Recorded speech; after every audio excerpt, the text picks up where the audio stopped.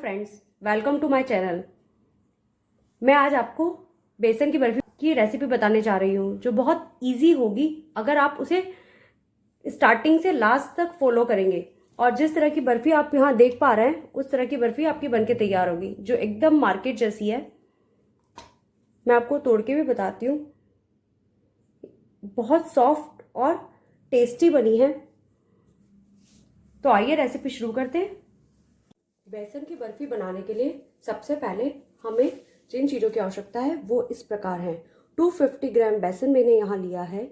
यहाँ मैंने 2 table spoon जो है घी लिया है, मेल्टेड घी लिया है, और 2 टेबल स्पून ही मैंने यहाँ पर दूध लिया है। अब आप लोग सोच रहे होंगे यहाँ इन दोनों से क्या करना है। बस कुछ नहीं, दोनों को बराबर क्वांटिटी में लेकर आप एक दूसरे में मिक्स कर देंगे और इसका एक बैटर बना लेंगे। यहाँ आप देख सकते हैं ये इस तरह का बैटर बनके तैयार हो जाएगा। अब मुझे थोड़ी थोड़ी क्वांटिटी में डालकर इस आटे पे को मसलना है। मैंने यहाँ पर बेसन छान के लिया है, तो आप भी इन चीज़ों का ध्यान रखें। देखिए मैं कैसे डाल रही हूँ, बीच में इस सारे आटे को फैला रही हूँ और थोड़ा सा रैंडमली डाला और इस आटे को ऐसे दोनों हाथों से रगड़ना है।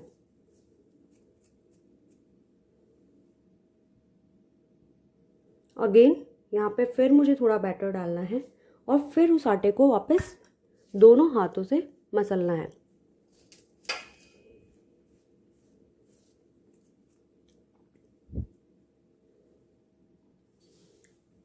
देखिए फ्रेंड्स, मैं आपको बताती हूँ, इसमें इस तरह से बारीक बारीक दाने बन जाएंगे। अब मुझे यहाँ पर इस आटे को 10 मिनट्स के लिए ढककर रखना है। ये आप देख सकते हैं इसमें इस तरह का दाना पड़ जाएगा। हमें ऐसा नहीं है कि जो बैटर हम पूरा बना रहे हैं वो सारा ही इसमें डालना है। मैं आपको बता रही हूँ कि इस तरह से सिर्फ दाने बनने चाहिए। मॉइस्चर मतलब बहुत ज़्यादा गीला आटा या डो जैसा नहीं बनाना है हमें। यहाँ पर बेसन को 30 मिनट्स हो चुके हैं। अब मैं इसे एक कढ़ाई जिसमें मुझे इसे सेकना है उसमें लेके छान लूँगी। यहाँ मैंने इस तरह की कढ़ाई ली है और इस तरह की चलनी ली है जिसमें मैं छानूंगी। आप ध्यान रखें कि कढ़ाई का तला थोड़ा सा भारी होना चाहिए क्योंकि हमें यहाँ पर बेसन को सेकना है। सेकने के केस में अगर हम पतले तले वाला लेते हैं तो बेसन के जलने के चांसेस बढ़ जाते हैं। अब मैं यहाँ पर बेसन को छान रही हूँ। इस तरह से मैं यहाँ पर पूरे बेसन को छान लूँगी। बेसन को छानना इसलिए ज़रूरी होता है क्योंकि इसमें आप देख सकते हैं कुछ मोटी जो डलियाँ हैं वो भी बन चुकी हैं। सारे जो दाने बेसन के अंदर बने हैं वो इक्वल साइज के होने चाहिए, इसलिए मैं यहाँ छान रही हूँ। और जो बचेगा ऊपर का उसे ग्राइंडर जार में चला के उसे वापस उसको भी पाउडर फॉर्म में ले लूँगी। यहाँ पर मैंने बेसन को छान के तैयार कर लिया है और ये जो ऊपर का बेसन बचा है इसे मैं ग्राइंडर जार में चलाकर इसे भी छान लूँगी। यहाँ पर मैंने गैस की फ्लेम को ऑन कर दिया है और जो बेसन है उसकी मैं सिकाई करने लगूंगी। अब आप यहाँ पर पूछना चाहते होंगे कि घी हम यहाँ पर कितना यूज़ करेंगे। मैं आपको बताती हूँ, मैंने मेल्ट करके एक तरफ घी रख लिया है और किस कंडीशन तक आपको इसमें घी डालना है। देखिए मैं यहाँ पर इस तरह से घी डाल रही हूँ। अब मैं बेसन को एक बार वापस हिला लूँगी। इस मिठाई को बनने के लिए हमारे मतलब अगर हमने जो बेसन की क्वांटिटी ली है ना उससे हाफ से थोड़ा सा ज़्यादा घी यूज़ आता है। देखिए पहले ही मैं बोल चुकी हूँ मिठाई मीन्स घी। यहाँ मैंने घी डाल के अब मैं बेसन को हिला रही हूँ। देखिए मीठा बनाएंगे तो घी तो लगेगा, तो हमें जब उसे डालना ही है तो हम उस कंडीशन में ही डाल दें जब मतलब इसकी सिकाई भी हमारे लिए इजी हो जाएगी। अगर घी अच्छा रहता है तो हमें जो सेकना होता है ना वो बहुत इजी हो जाता है। मतलब हमारा जो ये स्पून है वो बहुत अच्छे से चल पाती है।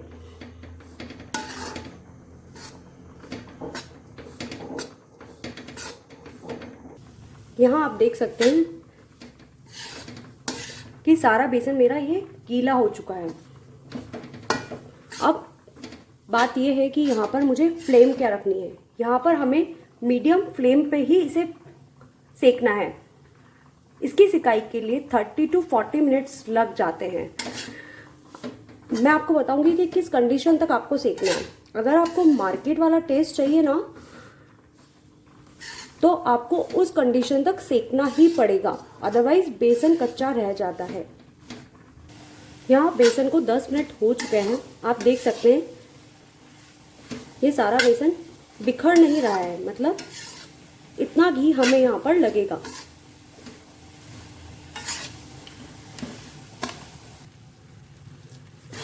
यहाँ पर मुझे 20 से 25 मिनट हो चुके हैं, आप देख सकते हैं ये हल्का हल्का गोल्डन ब्राउन होने लगा है। हमें इसे ब्राउन मतलब ऑलमोस्ट डार्क कलर आएगा इसका, उस कंसिस्टेंसी तक हमें इसे सेकना है।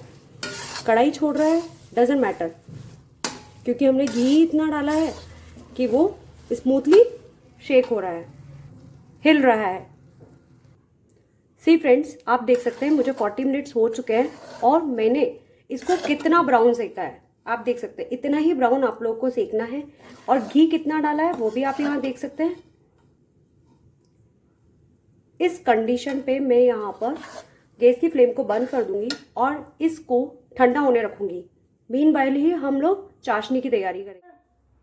चाशनी बनाने के लिए मैंने 250 ग्राम्स बेसन के लिए हम 200 ग्राम या फिर 250 ग्राम्स, मतलब अगर आपको कम मीठा पसंद है तो आप 200 ग्राम्स शुगर ले सकते हैं। अदरवाइज जितना हमारा बेसन होता है उतना ही हम लोग इसमें शुगर का यूज़ करते हैं। मैंने गैस की फ्लेम को ऑन कर दिया, अब मैं इसमें पानी डालूंगी। यहाँ पर शक्कर भीग जाने तक का ही मुझे पानी डालना है और शक्कर को मेल्ट होने देना है। शुगर मेल्ट हो चुकी है। अब यहाँ हमें इससे 1 तार से ज़्यादा और 1.5 तार के अराउंड हमें इसकी चाशनी बनानी है। चाशनी हमें अकॉर्डिंग टू वेदर भी बनानी होती है। विंटर्स में अगर हम 1 तार की बनाते हैं तो भी हमारी बर्फी है वो जम जाती है, लेकिन समर में हमें इसे थोड़ा सा ज़्यादा लेना पड़ता है।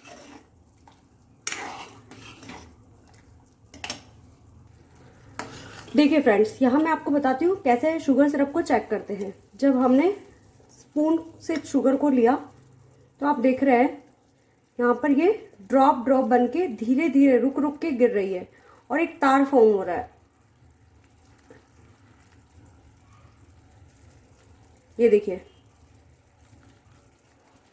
मतलब शुगर सिरप रेडी है। अब मैं गैस की फ्लेम को बंद कर दूंगी। यहाँ मैं आपको कुछ इंपॉर्टेंट टिप्स दूंगी। सबसे पहले इस शुगर सिरप में हम लोग जो हमारी बर्फी है उसको शाइनी बनाने के लिए इसमें मलाई डाल रहे हैं। यहाँ मैं पाव भर बेसन के लिए 1/4 कप इस तरह से फ्रेश मलाई मैंने यूज़ कर रही हूँ और वो डाल रही हूँ। इसे इसमें मिक्स कर लेंगे। इसी स्टेज पे मैं यहाँ पर इलायची जो मैंने 5 से 7 ली है उसे डाल रही हूँ। क्रश करके उसका पाउडर फॉर्म करना है और उसे यूज़ करना है। मैंने यहाँ पर कुछ केसर की पत्तियाँ जो दूध में भिगो के रखी है उन्हें भी डालूंगी।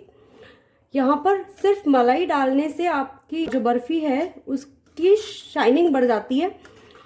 इलायची पाउडर और केसर पत्ती ऑप्शनल है, अगर आप लोग को पसंद है तो आप डाल सकते हैं, नहीं पसंद है तो आप इसे स्किप भी कर सकते हैं। बस अब इसी कंडीशन पे मैं जो बेसन मैंने सेक रखा है उसे डालूंगी। आप ध्यान रखिए जब भी हम चाशनी में बेसन डालते हैं तो हमारा बेसन ठंडा होना चाहिए, क्योंकि हमारा शुगर सिरप जो होता है वो गर्म होता है। यहाँ मैंने कुछ केसर के धागे भी डाले हैं और बस इन्हें हिला दिया। अब मैं यहाँ पर बेसन डालूंगी।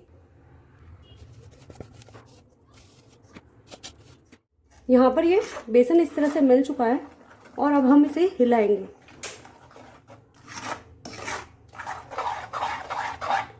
थोड़ी देर में ही ये गाढ़ा होने लगेगा। अगर ये हैंड टू हैंड गाढ़ा हो जाता है तो मतलब आपने चाशनी थोड़ी टाइट ले ली है। उस केस में आपको 1 टीस्पून करके इसमें हल्का गुनगुना दूध डालना है। ठीक है फ्रेंड्स। और अगर आपकी चाशनी आपको लग रहा है कि नहीं ये तो बहुत लूज हो गई है और नहीं जमती है, तो उस केस में आप इसमें कोकोनट पाउडर भी डाल सकते हैं। जो मार्केट में मिलता है ना, नारियल का बूरा, वो भी आप यहाँ यूज़ कर सकते हैं। हमें इसे 10 से 12 मिनट तक के लिए इस कढ़ाई में ही रखे रहने देना है। अदरवाइज अगर हम जल्दी ही डालने की करेंगे तो उस केस में जो बेसन में जो दाने हैं वो शुगर सिरप से नहीं भरेंगे और आपकी मिठाई जो है वो जो होता है ना, एक टेस्ट आता है, दाने भी उसमें शुगर सिरप में होने चाहिए ना, फीके फीका जो टेस्ट आता है वो आएगा। तो बस अब हमें वेट करना है 10 मिनट, अराउंड 10 मिनट तो हमें लगेंगे इसे, और इसे छोड़ देना है।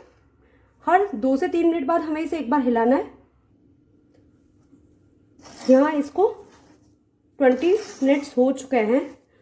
इसको चेक करने का एक तरीका ये भी होता है कि ये जो बैटर है हमारा बेसन की बर्फी का, वो हल्का नवाया ही रह जाए, उस केस में ही हमें इसे जिसमें भी जमाना है उसमें ट्रांसफ़र करना है।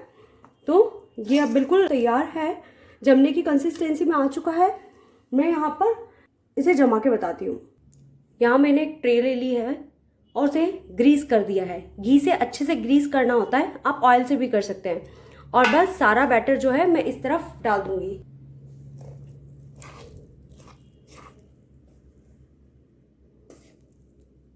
गिरते वक्त भी आप देख सकते हैं इसकी कंसिस्टेंसी क्या रहनी चाहिए जब हमें जमाने के लिए ज़रूरत होती है।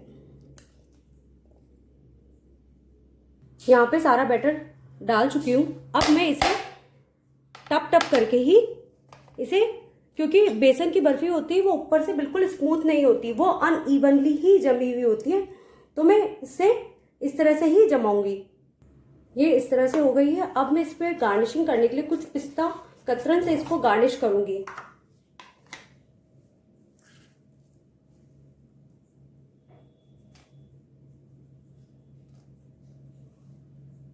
बेसन की बर्फी को जमने के लिए मिनिमम 2 आवर्स और मैक्सिमम 12 आवर्स तक भी लग सकते हैं। जब तक ये कटने वाली कंसिस्टेंसी में नहीं हो तब तक हमें इसे कट नहीं करना चाहिए और वेट करना है। हम इसे पूरी रात भी जमने के लिए रख सकते हैं। यहाँ आप देख सकते हैं कितनी शाइनी बनी है। सी फ्रेंड्स, आप देख सकते हैं ये मेरी जो बेसन की बर्फी है वो कितनी अच्छे से तैयार हुई है। अब मैं इसे काट के बताती हूँ। सी फ्रेंड्स, यहाँ मैं इसे काट भी चुकी हूँ और मैं आपको बताती हूँ कि ये किस तरह से बनी है। एकदम शानदार, जैसे मार्केट की होती है ना वैसी। मैं आपको यहाँ तोड़ के भी बताती हूँ। देखिए फ्रेंड्स, ये बहुत सॉफ्ट बनी है। Thanks for watching.